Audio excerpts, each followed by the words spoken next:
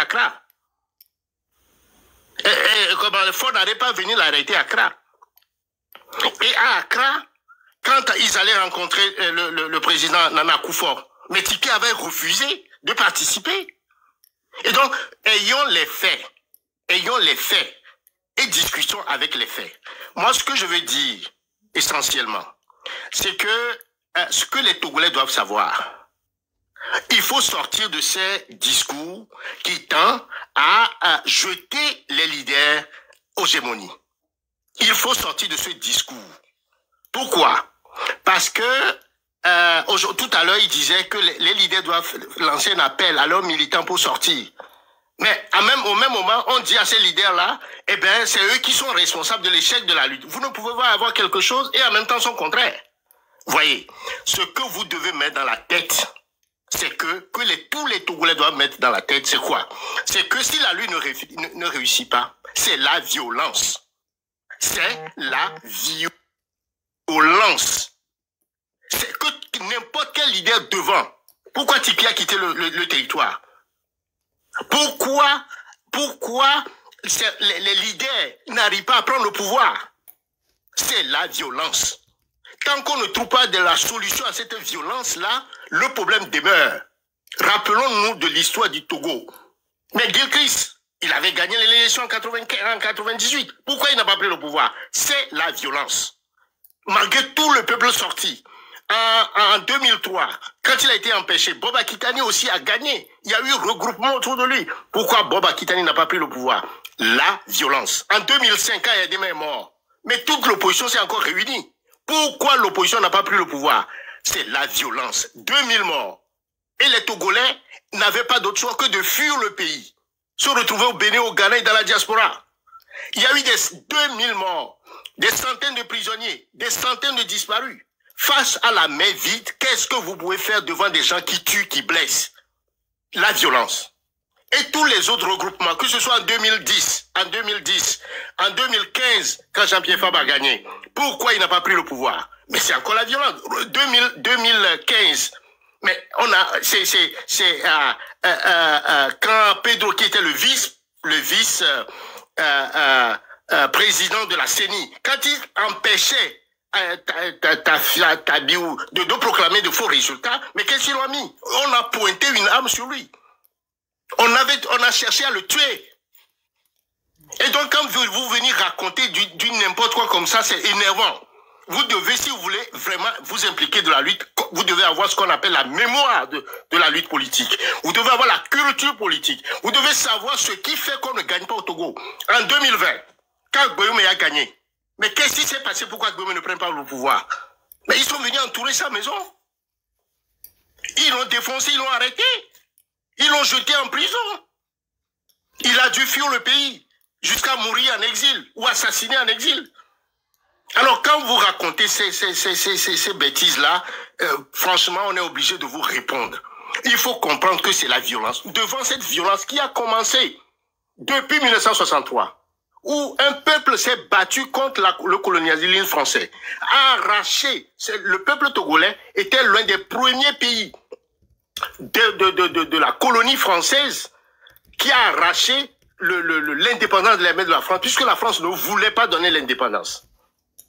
Et quand les nationalistes Sylvanus Olympio ont pu arracher, mais la France a non seulement fraudé, mais l'a violenté. Il a jeté Sylvanus Olympio en prison. Il était en prison lorsque son parti a convaincu l'ONU contre la France de venir refaire les élections au Togo. C'était les élections de 58. Et Olympio était en prison quand l'indépendance, quand son parti a gagné. Et cette indépendance proclamée 2 ans plus tard, en 60, mais qu'est-ce qui s'est passé? La France n'a pas accepté que Olympio assume l'indépendance. Et qu'est-ce qu'il a fait? Qu'est-ce qu'il a organisé? Il a organisé le coup d'État. Donc imaginez un peuple avec un leader qu'on tue comme ça. Mais c'est la panique au niveau du peuple. Et qu'est-ce qu'on a fait? On a remplacé par quoi? Par un régime de terreur, de violence, de Gnassingbé Yadema qui a duré 38 ans. Et sur le site de Pyramide, on a documenté tout ça. Il y a eu 10 000 morts, parmi lesquels des militaires, des civils, 10 000 morts. Mais quand vous venez raconter des histoires comme ça, on a l'impression que vous n'êtes pas togolais. Ouvrez les yeux. 10 000 morts. Allez sur le site de Pyramide, c'est www.pyramide-togo.org. Vous allez voir le nom de chaque personne qui a été tuée. Quand son fils prend le pouvoir, quand il est mort, son fils prend le pouvoir, quadruple coup d'État. Quadruple coup d'État. Coup d'État militaire. Coup d'État constitutionnel. Coup d'État institutionnel. Vous voyez, et coup d'État électoral. Et depuis 20 ans, il s'est imposé. Et maintenant, il arrache même la Constitution avec 87 malfrats pour dire qu'il nous impose la 5e République. Lorsque le peuple va sortir, ils vont sortir les machettes. Allez sur le site de Pyramide, vous allez lire le rapport de l'ONU qui a établi qu'il y a eu 500 morts au Togo. Les 500 morts là, que l'ONU est venu faire l'enquête là, hein, l'ONU dit dans son rapport qu'ils ont distribué, ils ont acheté 2500 coupes-coupes. 2500. Ils ont établi 37 commandos. Et ces 37 commandos, chacun avait des unités de 200, appuyés par les éléments des bérets rouges et des bérets verts. Ils sont descendus sur Sokoré, sur Atakpame, sur Anéro, sur Lomé. Ils ont massacré. Massacré. Et quel leader peut être devant ce massacre? Donc comprenez que ce que nous avons au Togo, nous avons affaire à une violence. Cette violence, depuis l'assassinat du Sylvanus Olympio, qui s'est continuée à travers la terreur, et qui, son fils aussi, reprend cette terreur jusqu'à ce jour. Donc devant ça, il faut réfléchir à construire un rapport de force. Le problème, c'est que les partis politiques n'ont que, je dirais, des moyens pacifiques pour aller prendre ce pouvoir-là. Et ces moyens pacifiques qu'on leur permet, ce n'est que par les élections. Sinon, comment un parti peut prendre le pouvoir? Il n'y a pas d'autre moyen pour un parti politique constitué, légal dans un pays, de prendre le pouvoir autrement. Vous voyez, ce n'est que par les élections. Et par les élections, puisque tout le processus est bloqué. Depuis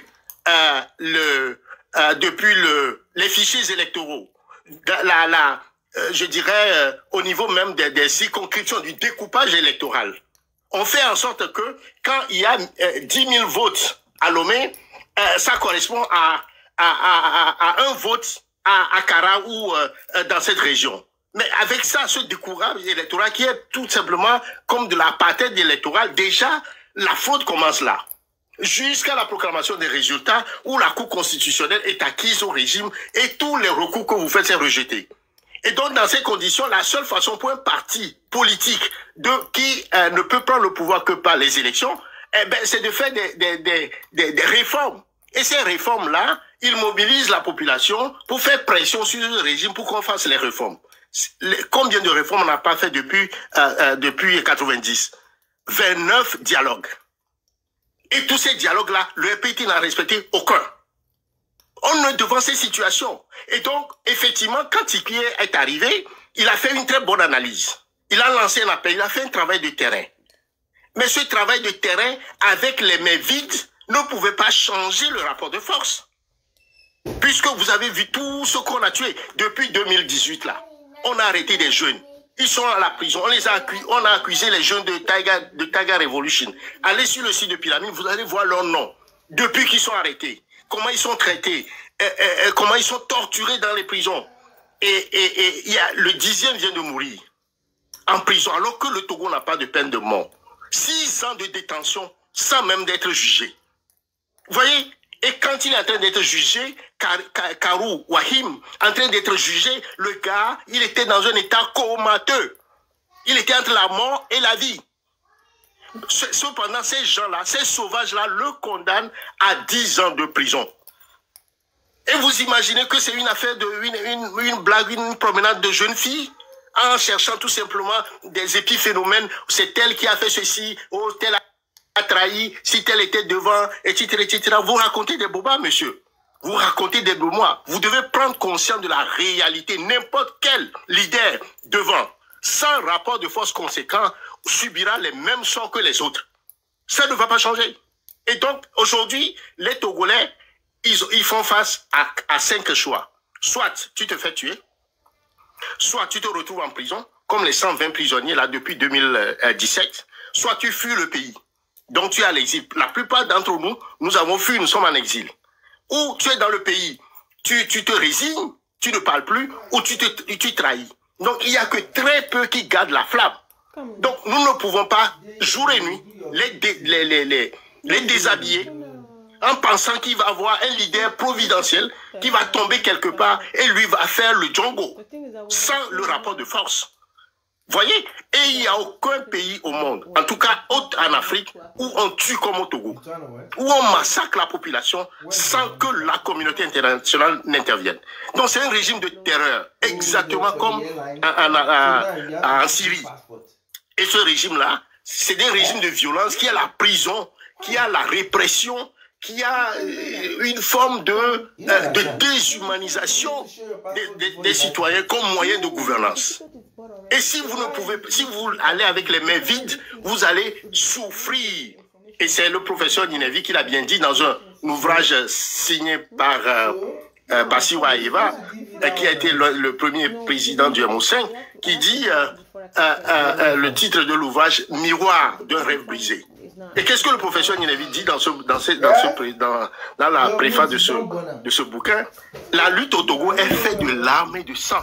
Si vous êtes du mauvais côté du fusil, retenez ceci. La lutte au Togo est faite de larmes et de sang. Si vous êtes du mauvais côté du fusil. À partir de là, si vous savez ça, vous devez respecter au moins ceux qui font un minimum pour garder la flamme. Nous devons réfléchir maintenant en tant que diaspora. On a lancé par exemple un projet de parrainage des prisonniers politiques. On est 2 millions à l'extérieur. Je ne peux pas accepter que 120 de nos frères et sœurs sont en train de périr sans que nous, de la diaspora, 2 millions de Togolais, les laissent périr dans les mains de Faure Gnassingbé. Et on pense que c'est l'autre qui a fait. Qu'est-ce que nous faisons en tant que Togolais de la diaspora? 120 prisonniers politiques, on pouvait les soutenir. On pouvait faire en sorte que ce que Faure Gnassingbé cherche à faire, c'est de les utiliser comme cobayes. Pour non seulement les terroriser, les tuer, mais servir de leçon à leur famille, au peuple togolais, pour qu'ils ne fassent pas comme eux, pour qu'ils ne recommencent jamais. C'est de ça qu'il s'agit. Donc nous, on doit pouvoir construire autour d'eux une forme de solidarité pour que nos frères en prison ne se sentent pas abandonnés. Ça, c'est la responsabilité de chacun de nous. L'autre chose qu'on demande, c'est que ceux qui tuent là, il faut déconstruire la violence. Déconstruire la violence. Alors, la violence, ceux qui tuent, on les connaît. Les tortionnaires qui tuent à l'homme, on les connaît. Exposez-les, leurs femmes, leurs enfants, le matériel qu'ils acquièrent après avoir tué. Parce qu'ils sont récompensés d'avoir tué. Et donc, ils vont acheter des biens matériels de ce monde. Une maison, une voiture, etc. Identifier ça pour que le peuple les en dépossède demain. C'est de ça qu'il s'agit. Ensuite, on va les poursuivre un à un. Parce que la Constitution est claire. Quand tu tortures, la torture est dans le code pénal. C'est interdit de torturer et c'est un crime contre l'humanité dans le code pénal togolais. Donc, ces gens-là, on va les poursuivre individuellement. Les juges qui sont en train de condamner ces jeunes doivent payer. Le procureur Talaka Mawama, là, lui, sa femme, ses enfants, et comment on l'appelle, Ali Poutouyi, le doyen des juges. On a toute une liste de ces gens, mais ces gens-là, le peuple togolais doit pouvoir les poursuivre parce qu'ils sont en train de faire des crimes contre l'humanité. On ne peut pas accepter qu'un Togolais